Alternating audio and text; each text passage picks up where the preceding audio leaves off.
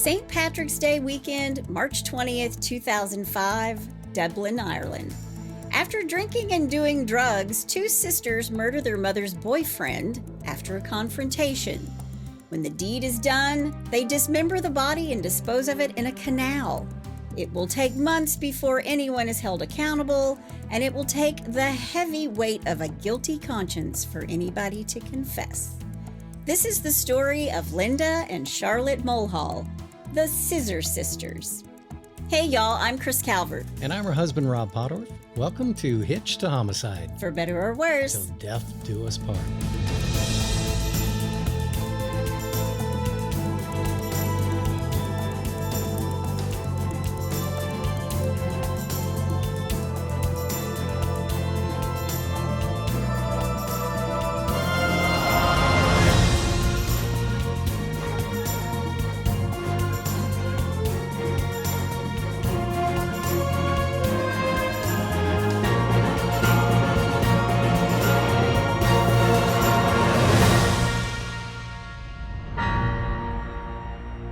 Welcome back, everybody. Yes, welcome. And for our Hindi-speaking friends in India, Svagat Kirana, Svagat Kirana, Svagat Kirana.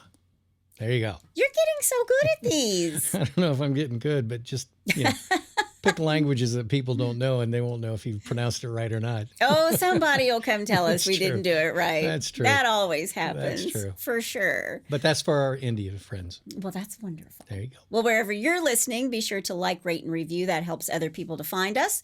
And if you're watching on our new YouTube channel, Yes. just hit that subscribe button below. And we've hit like 111 subscribers I know. in 1 month. Look at that. I know. So that little crowd is growing. Yep. We love that. Yeah, it's fun. It's amazing.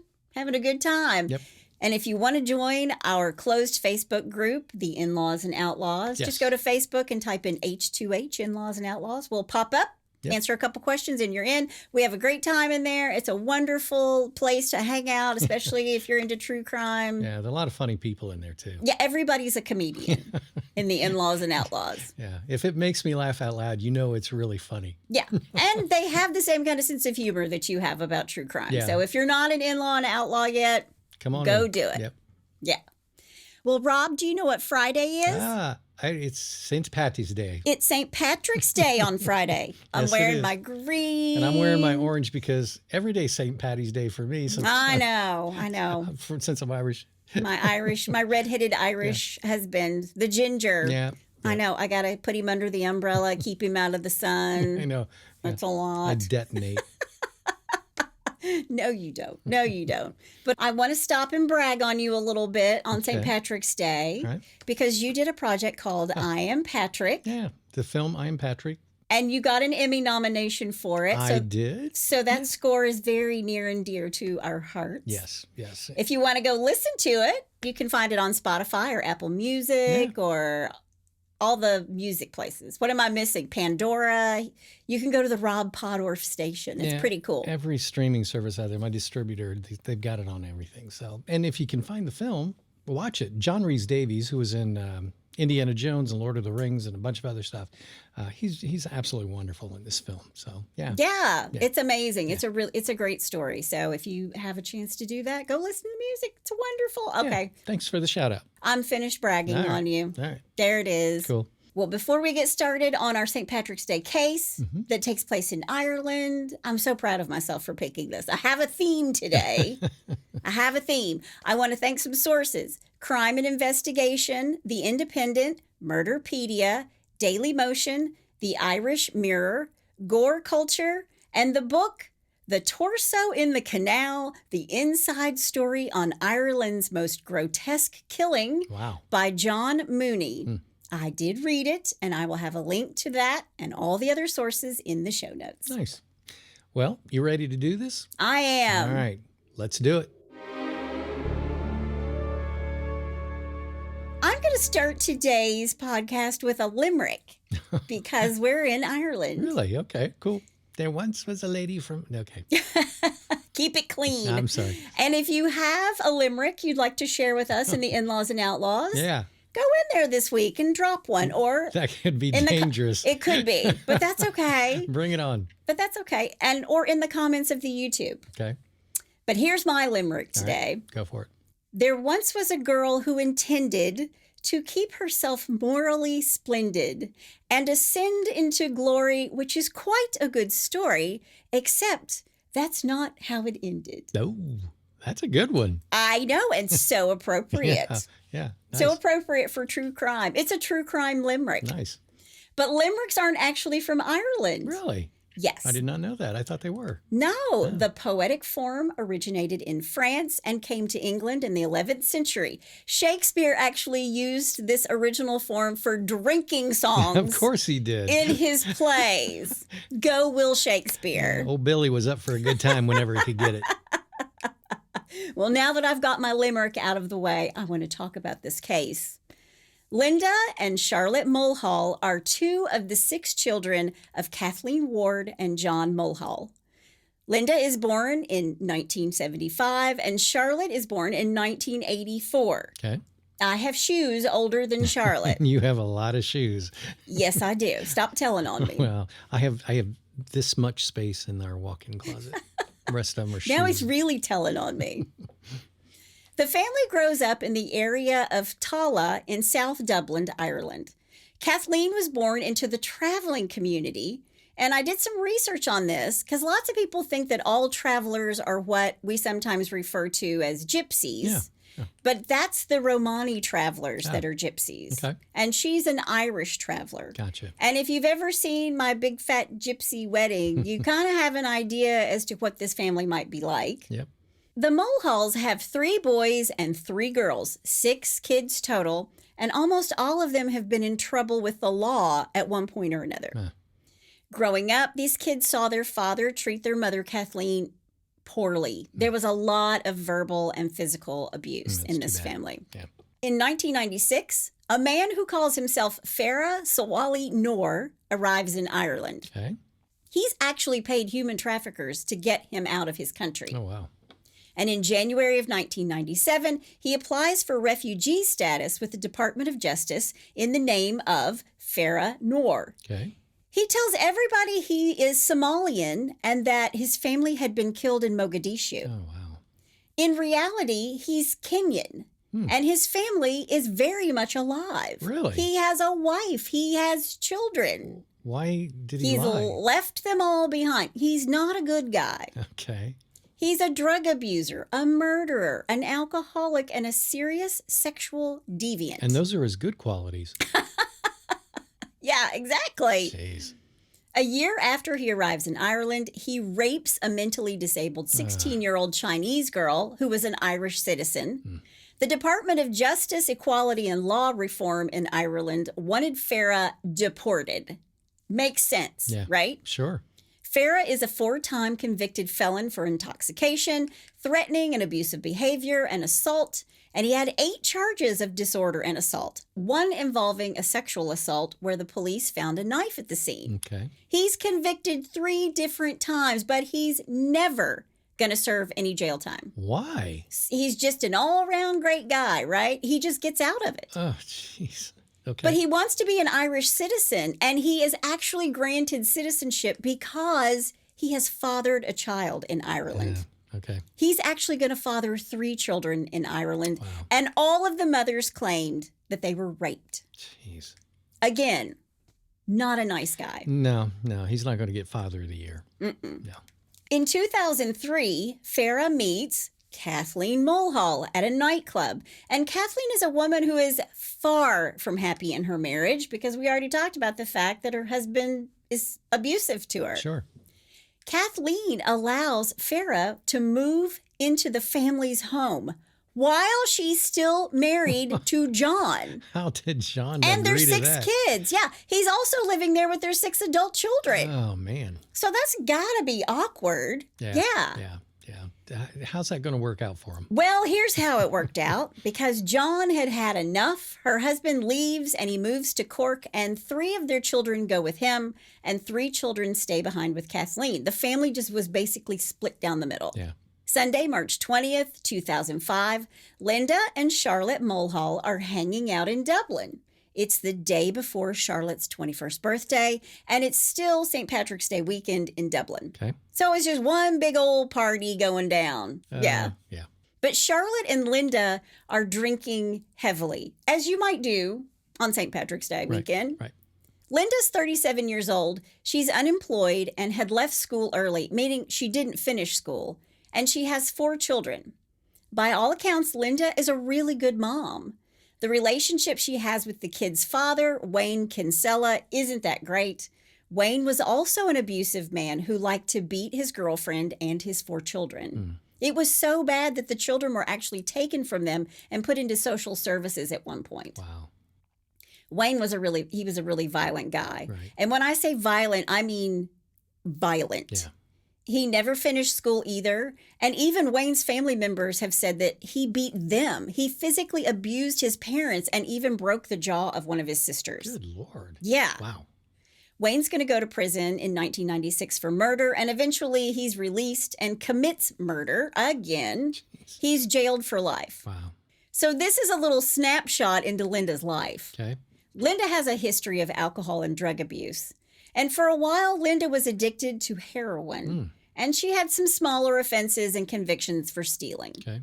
Linda is drinking, but she's kicked her habit with heroin. Linda's also pregnant. Wow. Linda always seemed to be in a relationship with an abusive man. She had few prospects, very little parenting skills. Sure. She didn't know how to do it because she didn't have an example of how to do it. Exactly. Yeah. Her sister Charlotte was 21, and just like her sister Linda, she had a history of drug and alcohol abuse as well. She also had a history of prostitution. She had a bunch of minor convictions for criminal damage and sex work. Just didn't have the best upbringing. No, I mean, it's kind of hard. I think it's hard to escape that. So, yeah. You parent the way you were parented. Sure. You act the way your family. Yeah, it's really hard to break that cycle. Yeah. These 2 sisters are drinking in Dublin, and these 2 call their mother, Kathleen, to meet them in town. So both Kathleen and Farah meet the girls in town at, where do you think they meet at? It's St. Patrick's Day weekend. Where would they meet at? Flanagan's. I don't know. They meet at a McDonald's. Hi, McDonald's. They eat at a McDonald's. Okay. And when they arrive, Linda pulls out a bag of pills, MDMA, methylene dioxymethamphetamine, ecstasy. Wow. Now, this is a drug that alters your mood and perception of your surroundings, and it affects the dopamine, norepinephrine, and serotonin in the brain. That's easy for you to say. That wasn't easy to say. The high lasts between 3 and 6 hours, and lots of people take another dose as the first dose begins to wear off. Okay. When Kathleen and Farah meet them, Farah is wearing an Irish football team jersey, something he's worn all weekend long. So that's got to smell a bit gamey at this point. Farah, take a shower, dude. Yeah, that's got foreshadowing. Uh-oh. So these 4 decide to buy a bottle of vodka and 4 Cokes to mix it in. I'm a vodka drinker. I don't think I've ever had a vodka and Coke. Yeah, that sounds nasty. But they don't have enough money to drink in a bar, so they're mixing their own drinks. And they're partying pretty hard most of the day. Now, the girls offer Kathleen, their mother, some X, and she takes it. And I want to tell you now, Kathleen acts more like a friend to her daughters than a mother. Not good. The 3 of them have alcohol and X on board. And Farah says, no thanks. He didn't want to take the ecstasy. Yeah. As the day wears on, these 4 make their way back to a flat that Kathleen is renting, and it's where Farah is living with her at Richmond Cottages, Summerhill. Okay. When they get back to the house, they take more ecstasy. Wow. And because Farah isn't taking the drug, Kathleen crushes the pill up, and puts it in Farah's drink. She wanted him to be on the same buzz as the rest of them. Wow. When Farah's ex kicks in, Linda and Farah are sitting on a love seat, and Charlotte's sitting on the arm of the love seat.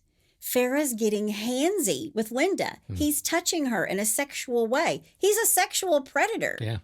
He's whispering in her ear and he's putting his arms around her waist. And Linda is not into it.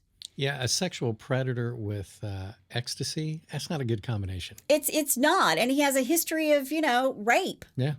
I mean, what could go wrong? Well, I'm about to tell you, everything goes wrong. All right. Farah whispers in Linda's ear that she's so much like her mother. And even more than that, she's so much like him because they're both dark creatures or creatures of the night. Wow. And he's also whispering perverted things in her ear as well. Creepy. Kathleen starts yelling at Farah, and these two get in quite the kerfuffle. Then Linda is yelling at him to stop touching her. And Charlotte says, "Get your hands off my sister. If you've got a sister, Yeah. don't touch her." Yeah. Yep. Charlotte gets off the couch and picks up a box cutter, what they call a Stanley knife. Yeah. And she cuts Farah across the throat. Oh, good grief. Yeah. He stumbles backwards into a bedroom that has bunk beds. Farah hits his head on the edge of the bed and he goes down like a box of rocks. Wow. And it's at this point that Kathleen tells her daughters to, quote, "Kill him. Please kill him or he's going to kill me." Wow. So while he's on the ground, Linda is given a hammer by her mother and she starts beating him in the head. Oh my gosh. In fact, Linda is hitting him so hard in the head, she will leave marks on the floor. Oh. Charlotte continues to stab at Farah. She stabs him 27 times. I'm going to guess he's pretty much dead at this point. Not yet. What? Not yet. Oh. Hang on. Wow. And Linda keeps on bludgeoning him in the head. And the whole time she's screaming, "Is he dead? Is he dead? Is he dead?" Wow. Well, when they finally realize that he is dead, they have the wherewithal, even in their drug and alcohol-fueled heads, to drag him into the bathroom because he is bleeding everywhere. I would think so, yeah. Yeah, the box cutter blows have punctured his lungs, ripped through his kidneys, and perforated his liver.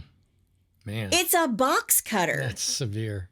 I mean, I get pissed off when I cut my finger with a box cutter. Yeah. And they're dismantling him. Wow. I get upset when I poke myself with a fork in the dishwasher. Sorry. Okay, go ahead. Once they get him into the bathroom, they're still screaming. And they realize they're going to have to do something with this body. Yeah.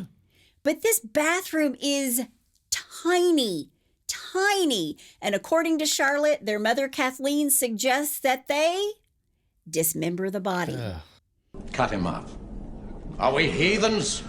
So they start to cut him up, but they don't really have any tools. So they're using what they have, this box cutter and a hammer. They are literally beating his body apart and hacking away at his flesh with a box cutter and a hammer. Well, it's a good thing Ireland doesn't have Thanksgiving. True. But let me set the scene for you. This bathroom is so small. One is sitting on the toilet and the other one is in the shower. Yeah. So it's like one of those really small bathrooms. Yeah. But they're hacking away at his flesh with this box cutter. And then Charlotte gets a bread knife, a knife with a serrated edge. Good grief. Yeah. They didn't think this out, did they? No, not at all. Wow. They have to take turns dismembering him because it is such hard work with these makeshift tools they have. Gee whiz. There's no saw, there's no sharp knife, just a box cutter and a bread knife and a hammer. Wow. Ireland's version of MacGyver. Best MacGyver ever. Now they're Sorry. Now, they're not going to agree on a lot of things that went down on this night, but the one thing the three of them do agree upon is that the mother, Kathleen, does not help to dismember Farah in any way. Charlotte starts to saw on his arms with the bread knife, and the girls take turns cutting and breaking the bones with the hammer. Yeah. It was exhausting on both of them. Yeah. They were both just completely exhausted. Yeah. So they take more ecstasy to get back to the dismembering. Gee whiz. They need the drugs in order to stay high to keep on doing what they're doing. Wow. They're using towels and clothes to try to stop the flow of blood. It's not going well. There's too much blood. And the human body has about 1.5 gallons of it. Yeah. And they're pretty much draining him dry. Wow. In order to get his legs off, they beat them with the hammer to break the femur. And then they wrench it with their hands to try to twist and break the bones as best they can. Just gross. And it just makes me think of like people when they eat chicken wings, you know? Yeah. They're cleaning the bone and they're like twisting. Yeah. Ew, ew, ew! Yeah. Uh-huh. Yeah. Yeah. They're also flushing bits of Farah down the toilet. What they can get down the toilet, they're flushing down the toilet.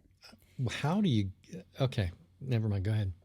Linda and Charlotte are sweating. They're covered in blood and pieces of flesh off of Farah's body. And it smelled bad. Yeah. It smelled terrible. I'm sure. And while they're dismembering him, Linda decides to cut off No. his penis. Ah. She basically saws it off with the bread knife. Oh, God. To which Kathleen says, quote, "He won't rape me again," end quote. Yeah. And according to Linda, quote, "I cut off his private parts, the long piece, not the balls," end quote. Oh, gosh. You know what's crazy about that? Even though he's dead, it still makes a guy cringe. Every man's cringing right now. Wow. Yeah. Think about a butter knife, like it's a serrated edge. Okay, move on. Sorry. We shouldn't be laughing. I'm sorry. No. I'm gonna get you and your little sausage too. It's just so terrible. Well, we're whistling in the dark here. Yeah. Yeah. It will take 5 hours to cut Farah into 8 pieces. Good night. And they had to take turns resting in between cutting and hammering. When they're finished, they put the 8 pieces into black garbage bags. And it's also about this time that the 2 girls call their father John. He shows up around 1 a.m. and he looks inside one of the garbage bags and sees what it is. And he immediately goes outside of the house so he can throw up. Yeah. Yeah, I would too. And then John yeets on out of there. Yeah. He leaves right away. Yep. Y'all are on your own. You're on your own. John doesn't want anything to do with what's happened. Yeah, big time. And you can't really blame him, you know? No. Linda and Charlotte put the black garbage bags into duffel bags and they walk to the Royal Canal from their mother's flat. The 3 of them, Linda, Charlotte, and Kathleen, take several trips down to this Royal Canal where they empty the black bags into the water under the cover of a bridge and darkness. These things are going to float. That's called foreshadowing. Okay. Very good. All right. Very good. All right. They decided not to put the head into the water because they're afraid if someone finds it, they're going to know who the body belongs to. How considerate of them. I know, but they leave Farah's clothes on. Socks, shirt, and underwear are all still on these body parts. Really? So she cuts off his penis, but puts his tidy whities back on. Wow. Leave the gun, take the cannoli. Leave the gun. Take the cannoli. Yeah, what a cannoli. When they put the final piece of Farah into the canal, they start to worry that someone will recognize a scar that he had on his arm. But girls, it's too late now. Yeah. It's too late. Yep. When they get back to Kathleen's flat, they see that the bathroom and the bedroom are covered in blood and tiny pieces of flesh. Yeah, Molly Maids is not going to clean that up. Shout out to Molly Maids. Oh. Farah's blood soaked the carpets, the linoleum, and the baseboards of the floor. Yeah. And the carpet that is close to the bunk beds where he hit his head, it's also covered in blood. Yeah, you can't get rid of that. Yeah, it's all soaked in blood because that's where they started beating the ever-living, loving crap out of him. Oh. And the towels they'd used to mop up all the blood flow while they were dismembering him had actually left stains on the floor. So the material had so much blood in it, that was leaving a stain on the floor. Wow. So Charlotte and Linda start cleaning. frantically. And remember, they've not probably slept in about 24 hours at this point. Yeah. And they start cleaning up using bleach. And this goes on for hours. And they stay up without sleep. Now, I am a crazy person not taking ecstasy when I don't get sleep. So you can imagine what they feel like. Yeah. When they're finished, they put the head in a bag.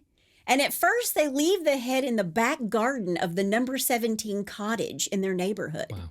Then the next day, Linda and Charlotte know they have to dispose of this head someplace different than where they put the body. Sure. So they take the head in a backpack and walk into town, stopping to eat salad rolls at a supermarket on Summerhill Parade. Well, a girl's got to eat. Yeah.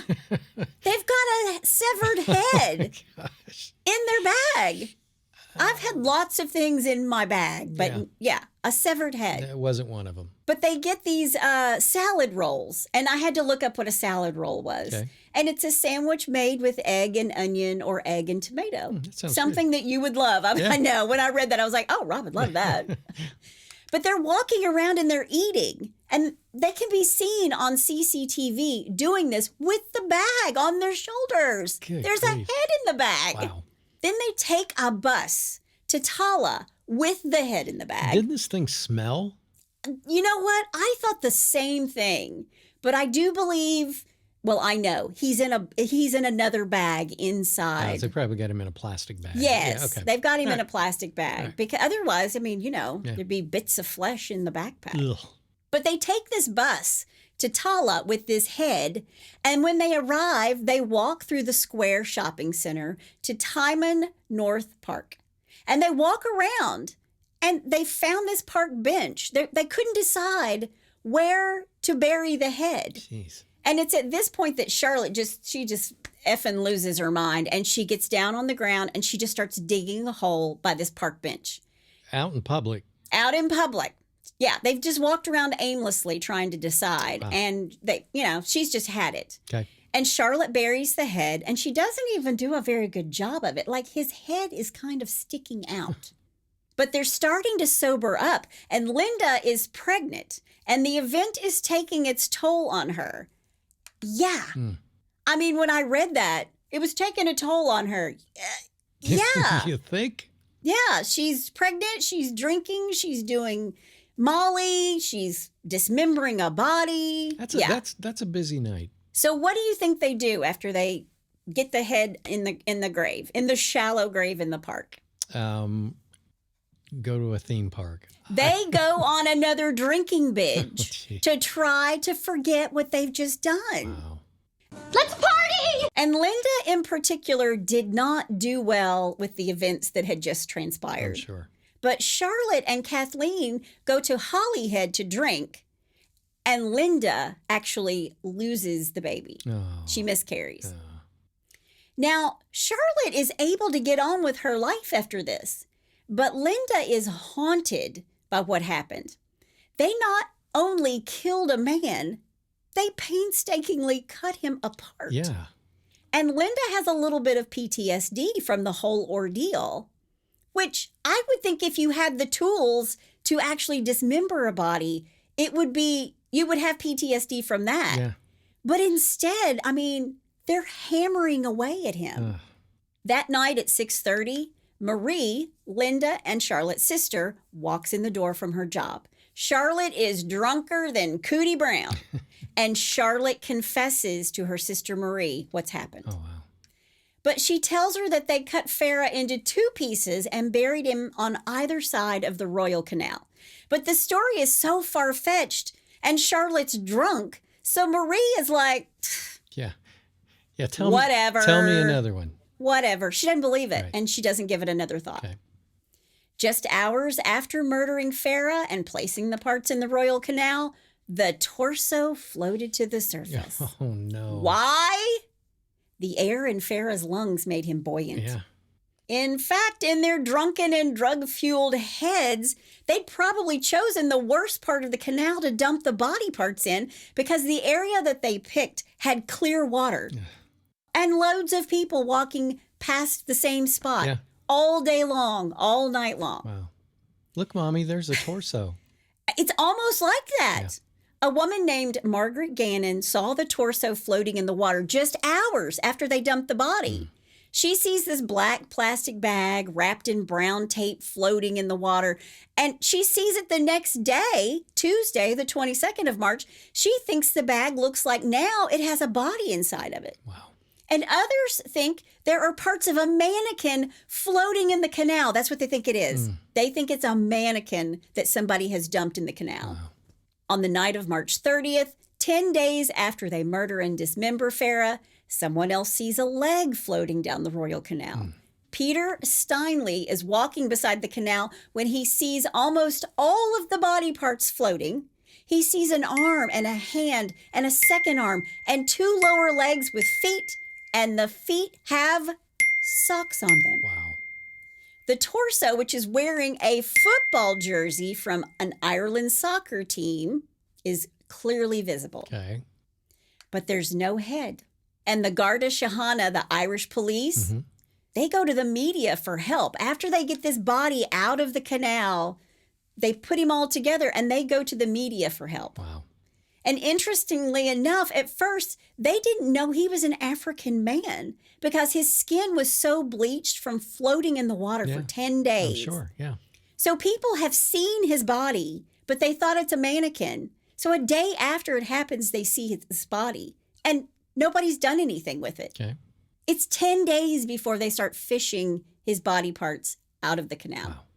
At home, Linda and Charlotte are watching the news and they see the body parts have been found. And these two are freaking out. Wow. Okay. Yeah. And they drink as much alcohol as they can. That'll make it go away. To quiet their sense of terror. Jeez.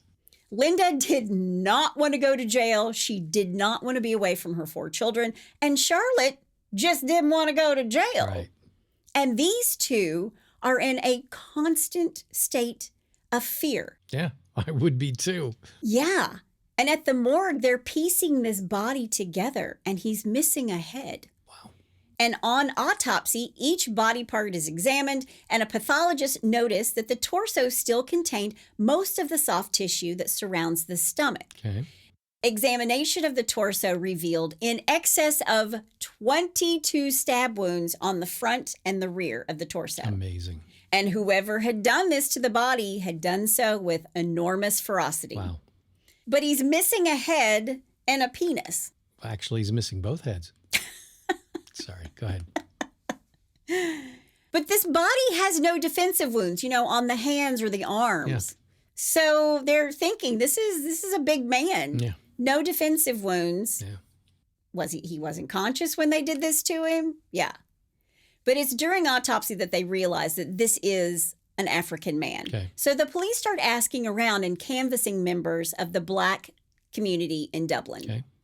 They also think that this might be a ritual killing because there had been a torso in the Thames River in England that had been a ritual killing. And so they're wondering, is this part of that? Right. I mean, they really didn't have any place to start with this. Sure.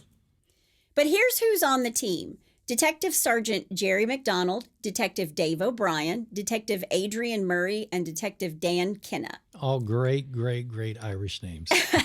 Yes, they are. They start compiling all the evidence, and they're trying to figure out, who is this person? Who is this body belong to? Mm-hmm. They put out a description of all the body parts. They gave interviews with all the media to keep the story out there. And finally, they offered a 10,000-pound reward to anybody who could give them information that would lead to an arrest. All right. They also show some of the clothing the body parts were wearing when they fished it out of the canal, including an Irish football team shirt. Ah.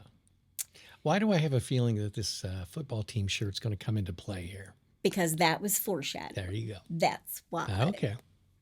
I'm with you. Linda is panicking. And Linda's a woman who had a history of panic attacks. So this isn't doing her mental state any good. Yeah. No favors. Yeah. Linda decides she needs to make sure no one finds the head. So she takes her son's backpack, gets on the bus, goes back to the park, digs up the head, and puts it back in the backpack. Oh, man. She's also packed a bottle of vodka with her to help her get through the day because she knows what she has to do. Sure. She walks as far as a place called Britta's. Then she apparently takes the head into the brush. She falls to her knees, kissing the bag and telling the head that she is sorry. Ew. Wow. Yes, she's talking to it. Wow. Yeah. I don't know, maybe some therapy for Linda. I don't know. Yeah, Linda's on the lunatic fringe Jeez. for sure. Wow. She drinks the bottle of vodka and spends the next few hours sitting with Farah's head.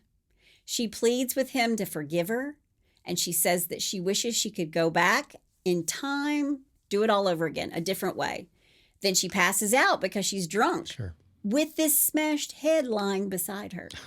This can't be good. And when she wakes up, it's getting dark, so she puts the head into the ground and says a prayer over it.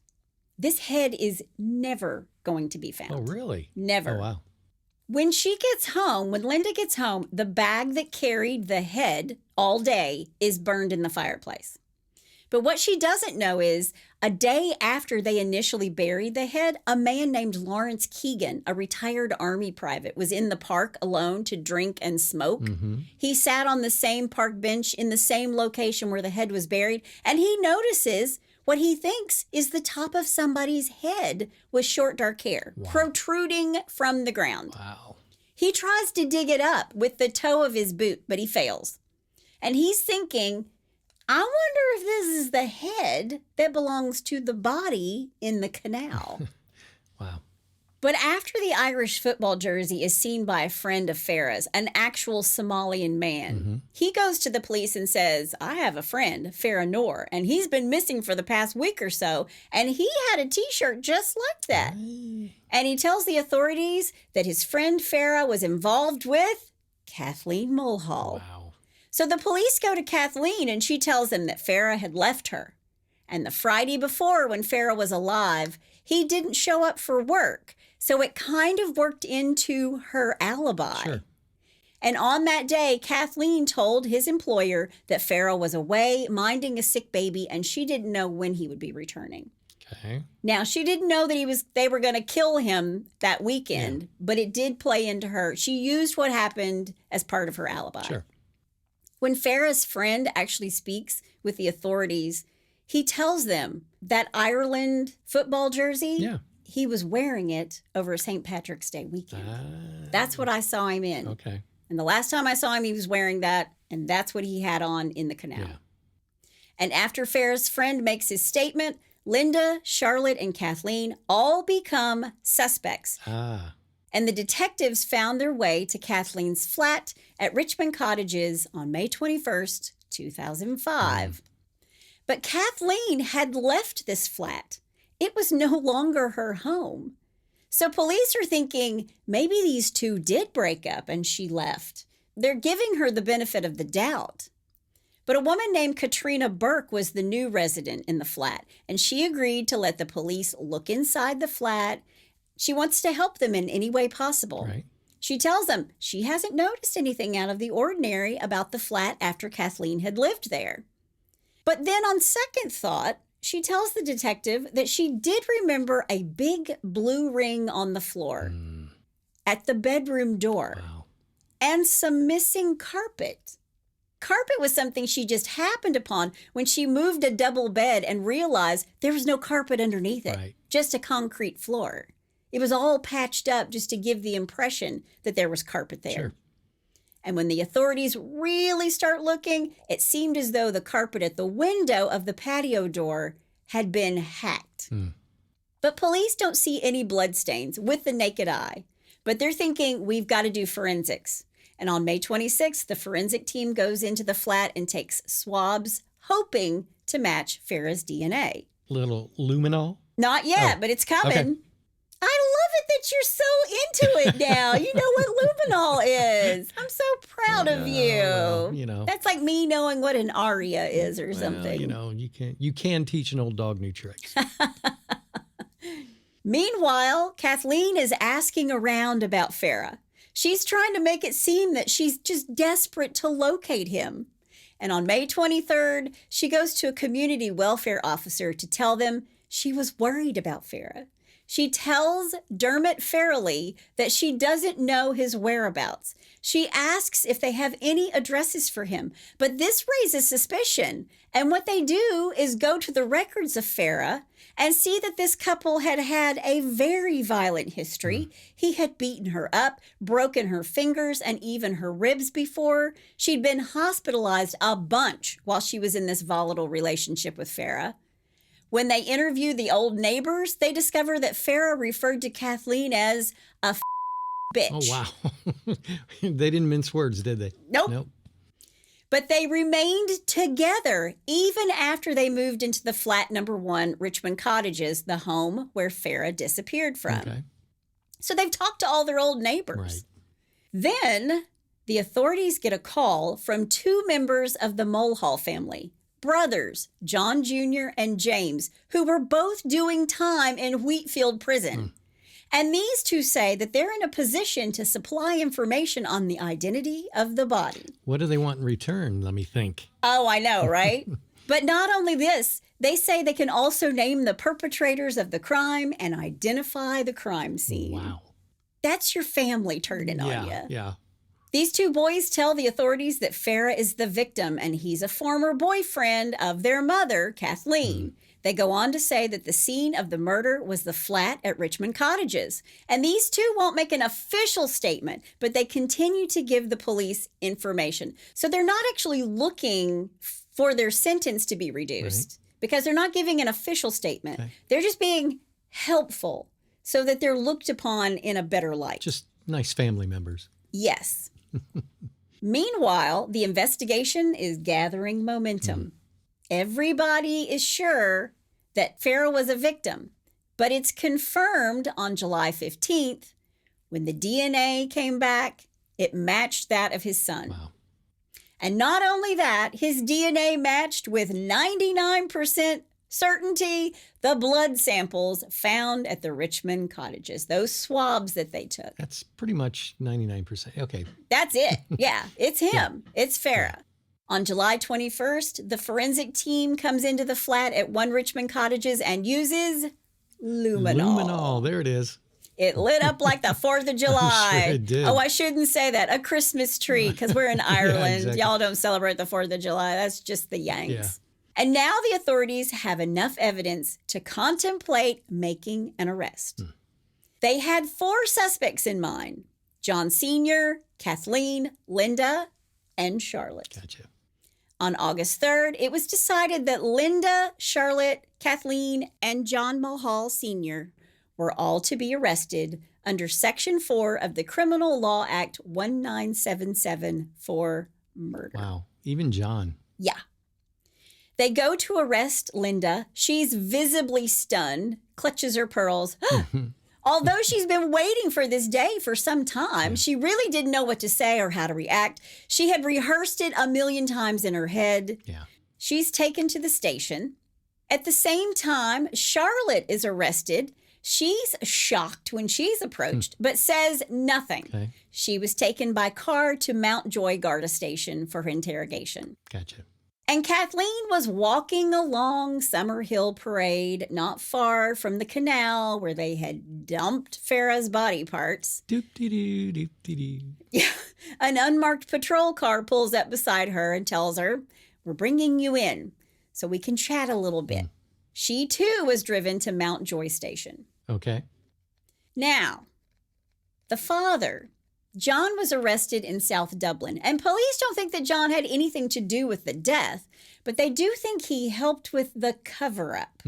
So that's why they want to chat with him. Right. Detectives spent hours interviewing each of them. None of them said anything of importance. Instead, they sometimes retained their right to silence or gave varying accounts of their movements on that day, March 20th, 2005. Right. I was here, I was there, maybe I was here, I don't remember. Right. The one thing they had in common was a full denial of any role in the murder. Kathleen said that Farah was still alive somewhere and she had been desperately trying to locate him. She could even give the names of several people who she had asked about him. But she's released without charges 12 hours later. And while some people thought this was the possible end of the investigation, these arrests, it's really just the beginning. Yeah. All 4 of them are panicking. John tells their daughter Marie that he had absolutely nothing to do with the murder of Farah. And while Linda had been terrified in the beginning when she was first arrested, she interpreted her release from custody as a sign that there's no evidence against her. It kind of restored her confidence because they brought him in and then they let him all go. Right. Yeah. But that's not going to last long. Right. Meanwhile, the sister Marie, who'd been told the whole story by Charlotte in the beginning, but didn't really believe it. Right. Yeah, she's really worried about her dad. She's very close to him, and she knows he had absolutely nothing to do with this. Marie actually confronts Linda and tells her that if she did not go to the police and tell them exactly what she knew, that she would tell them the story that Charlotte had told her about Farah's murder. Wow. Yeah. Jeez. So 2 brothers snitching in jail and a sister who's like, I'm going to give up the goods. Their father, John, is desperately trying to protect his daughters, no matter what they've done. Sure. And at the same time, he could not wrap his head around the idea that his daughters had murdered and dismembered a body. Yeah. I don't know how you accept that at all. Yeah. Wow. And remember, John's ego was completely bruised. He was devastated by Kathleen's decision to end their marriage. And he moved this guy into their house while he was still living there. It's just crazy. And now the man who had taken his wife is dead, and he was going to take his 2 daughters as well. That's the way John felt about it. On the morning of August 17th, 2005, John calls Detective Sergeant Hickey, a guy who always seemed to be in the middle of the investigation. John tells him that he wants to talk. I want to talk. Okay. And when they get together with him a little bit later that day, they realize he's just trying to do the right thing. But he was making it clear that he did not want to be charged as an accessory to this murder. Right. And he tells the police he wants them to talk to Linda, that she's a good girl, she's a good woman, and he was sure that she would tell the truth. He tells him that Linda is terrified, and he was afraid for her. Now, this meeting doesn't even last 10 minutes, but they got more information in this one little 10-minute meeting than they ever had before. Because it's starting to crack. Sure. The whole thing is starting to crack open. That night, they show up at the home of the Mulhalls in Killclare Gardens in Tala. Linda isn't home, but John Sr. invites the investigators in, asks them if they want some tea, a cuppa. A cup of tea. I learned that one, a cuppa. But Linda never makes it home. Linda has been admitted to the hospital after trying to cut her wrists. Oh, wow. So they're getting close. She started freaking out. Yeah. Wow. But they see that Linda clearly feels remorse. But when she's out of the hospital and the authorities come back to John's house, she refuses to talk. She just sat in the corner staring at the ground. So Detective Mangan starts to make small talk and asks her about the scratches on her arms. And then Linda starts talking. She tells him that she had cut herself. And when the police tell her that she needs to look after herself, and they urge her to tell the truth for her own sake. He tells her that he believed she knew where Farah's head was buried. Linda doesn't confess, but the detective basically says, this isn't going away. I'm not going away. Then casually, he mentions to her that her 2 brothers in jail had pretty much given her and her sister Charlotte up. Wow. And still, Linda says nothing. And when they leave, John Sr.'s phone rings. It's his daughter, Marie. She wants to go to the police to tell them what Charlotte told her in a drunken stupor. Okay.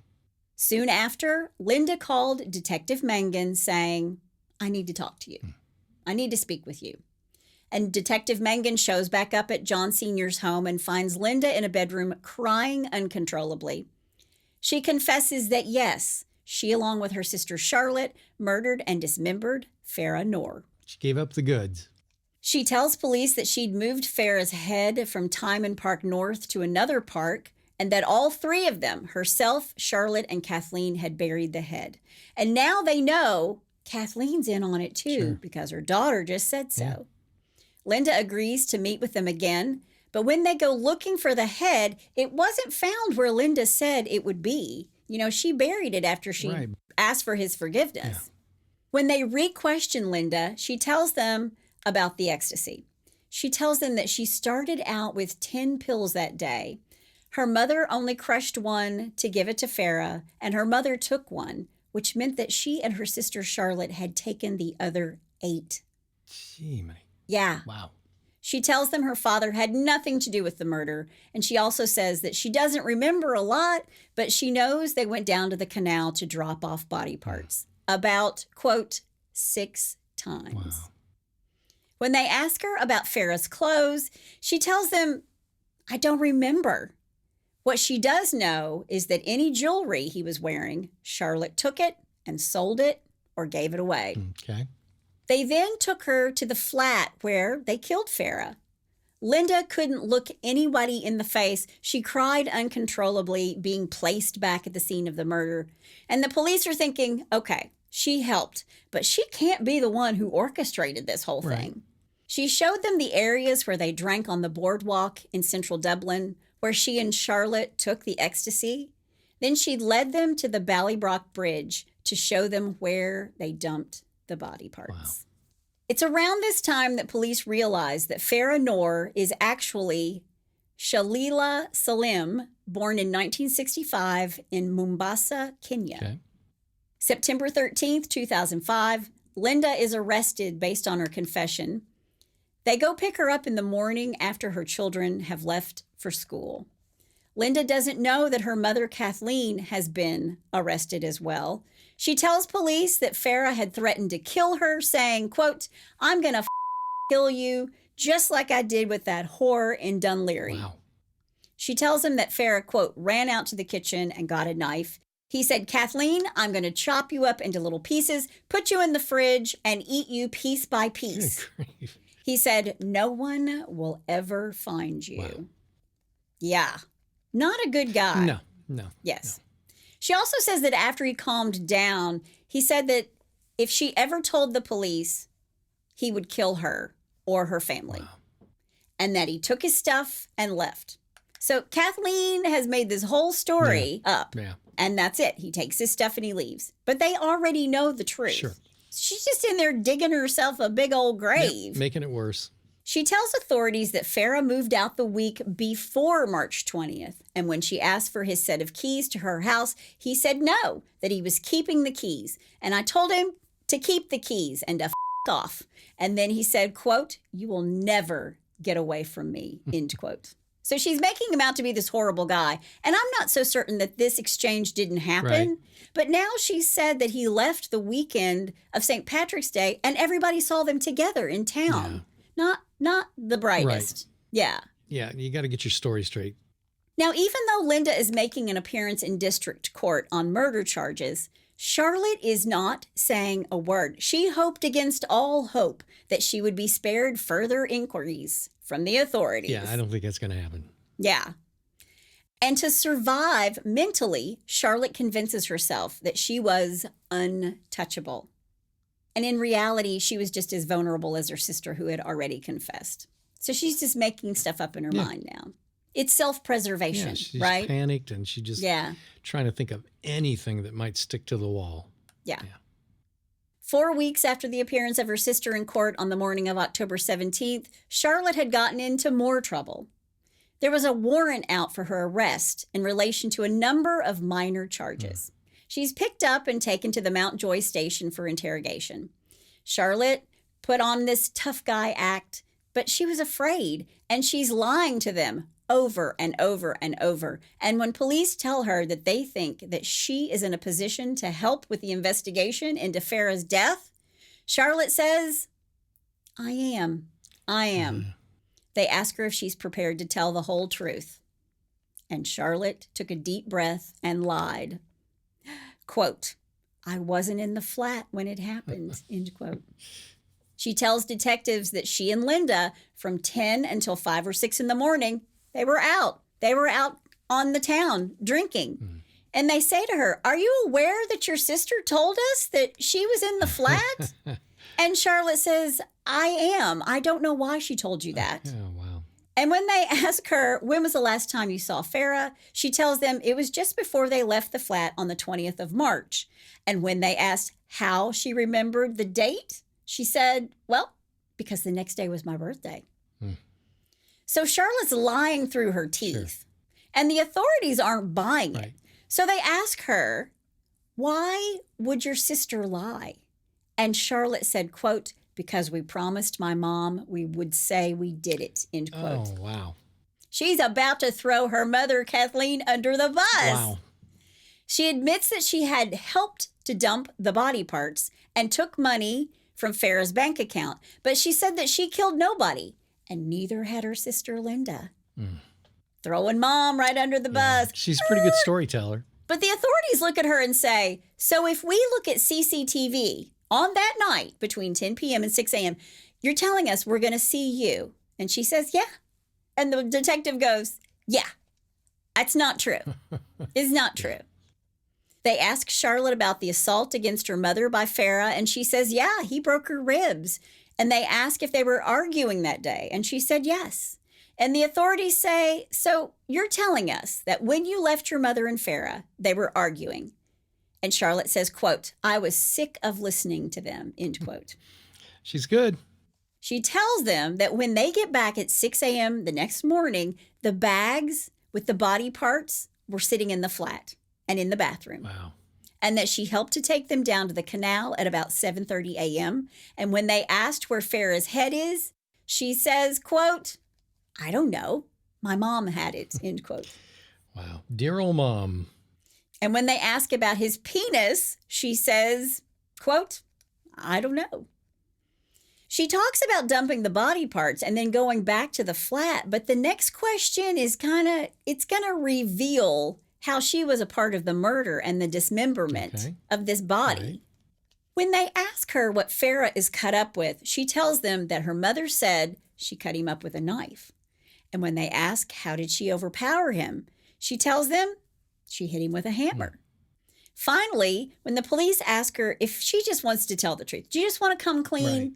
Charlotte hesitates, stares at the floor once more, then takes a deep breath and begins to sob. And then she said, quote, everything that Linda says happened. Oh, wow. End quote. Really? Yes. Whoa. Yeah. Where'd that come from? Just out of the blue. Jeez. They just keep pushing her and pushing her. But she had to know. Yeah. She had told so many lies, and they were like, that's not true. We would see you on CCTV if you were out all night. We know it's you. Linda got all the facts straight. Linda and Charlotte were both charged with murder and pleaded not guilty in the Central Criminal Court. Their trial took place in October 2006, with Linda Mulhall being found guilty of manslaughter, while her sister Charlotte was found guilty of the murder of Farah Noor. Linda's jury accepted her defense of provocation, meaning she was coerced into helping to murder Farah. Charlotte Mulhall was given the mandatory life sentence, and Linda Mulhall was given a 15-year sentence for manslaughter. And the judge argued that Linda, a heroin addict, had initially tried to halt the trial by refusing to take methadone. So they don't really help themselves out at every turn. Right. Yeah. Linda appealed the severity of her sentence on the grounds that it was passed without psychiatric and probation reports. Okay. This appeal failed with the Court of Criminal Appeal, finding the sentence to be appropriate. Of course.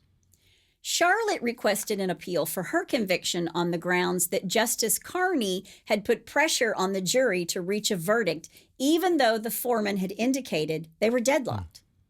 And this failed on the grounds that the defense did not raise objections to the comments during the trial and the fact that the jury was not affected by any alleged undue pressure to reach a verdict. Right. So they're grasping at straws for stuff. Once again, what can we throw at the walls that's going to stick? Absolutely.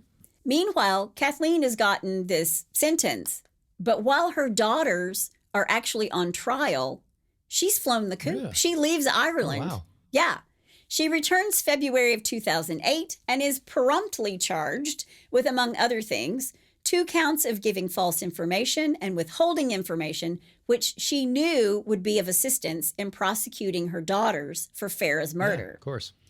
She was also charged with impeding an arrest in the murder investigation.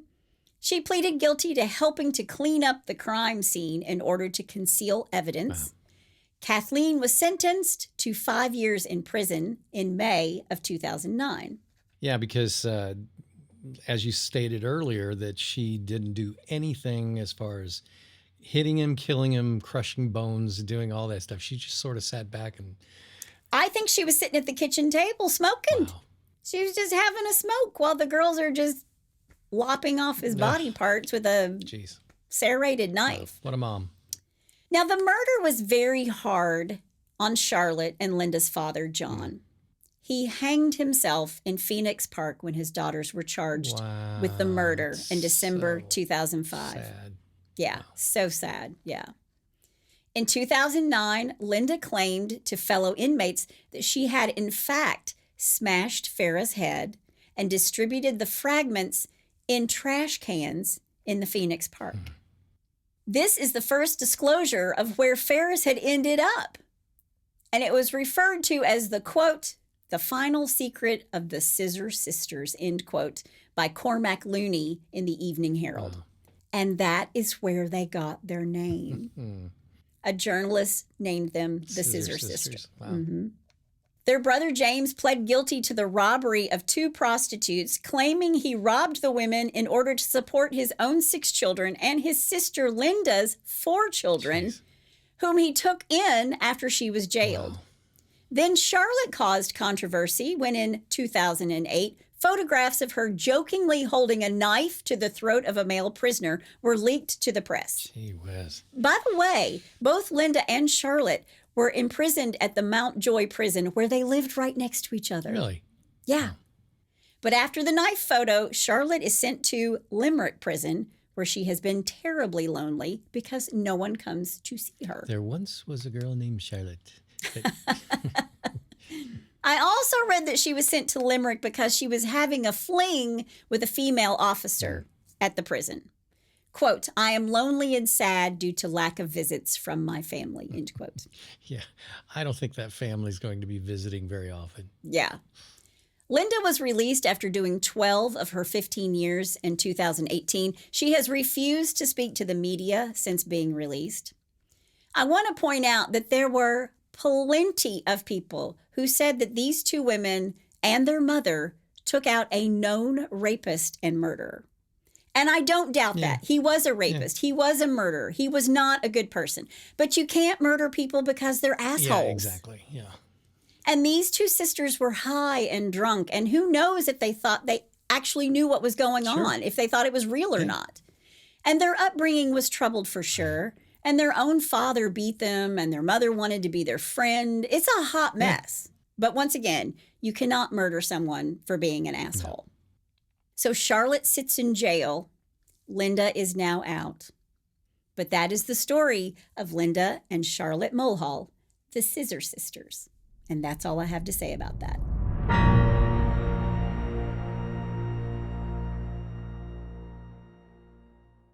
Well, that's a St. Patty's Day story. I do my best. Oh my gosh. I do my best. What I do my best. messed up family. It was, and so sad because, you know, everybody, they went to jail. I think almost all of those kids went to jail. Not Marie. She was really good. But the mom's in jail. The dad commits suicide. The girls are in jail. Yeah. The whole thing. It's a lot. Just all fell apart. It's a lot. Well, let's lighten it up a little bit and do a little, well, bless your heart. Well, bless your heart. All right, I've got 4 of them for you today. Okay. The first one, don't crush me, bro. When the police arrested 18-year-old Benjamin C. Hopp, he only had on a sweatshirt, red boxers, and a white sock on his left foot. One sock. Okay. Why, you ask? Well, a few hours earlier, he had broken into the home of an old and rather, let's say, rotund bartender who wrestled the kid to the ground and made him cry before he squirmed out of his shoes and pants and ran from the house. Hopefully he learned his lesson and will do the right thing from this point forward. That's what drinking green beer on St. Patrick's Day will do for you. All right, number 2. Thanks for the gumball, Mickey. Graham Price of South Wales was a hardworking and honest employee who couldn't hide how grateful he was to his bosses, even when he decided to rip off the bank where he worked. Oh. Yeah. So before he stole the money he needed, he was sure to leave a note with a signature explaining, "Borrowed £7 million, thank you." I owe you. He was found, apprehended, and prosecuted. Yeah, that's not going to help him. Yeah. All right, number 3, follow the yellow brick road. Okay. One of the most unusual comical criminal cases we've ever heard about has occurred in Hickory, North Carolina. I used to live in North Carolina. We know where Hickory is. A totally amateur thief invaded Captain Galley's restaurant and picked up the cash register, but didn't notice a little detail: a trail of white cash register tape hanging from the machine. The police followed it 50 yards to his apartment, finding him cracking open the register. Oh my gosh. Are you serious? Yeah, it's bad enough when you have toilet paper on your shoe, but I mean, come on. Oh. All right, and number 4, she'll keep an eye out for you. A 56-year-old Swedish woman made one of the most ludicrous claims you'll ever hear in your lifetime. What's that? What did she say? Okay. During her trial for drunk driving, she claimed that the alcohol could not affect her driving because she kept one eye open to avoid seeing double.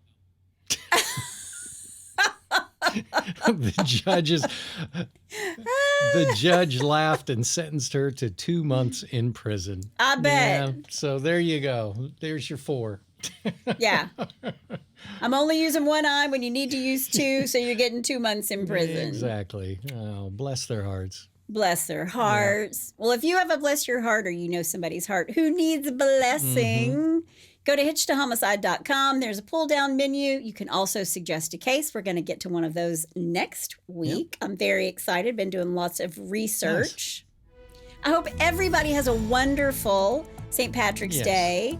I am going to leave you with one more limerick. Here we go. I did my research. I just have to give it to you. I can't wait. Go for it. On the breast of a woman named Gail was tattooed the price of her tail. And on her behind, for the sake of the blind, the same information in Braille. And that's all I have to say about that. That's my wonderful husband out there. That's my crazy, beautiful bride in the booth. Join us next time on Hitched to Homicide. Bye, y'all.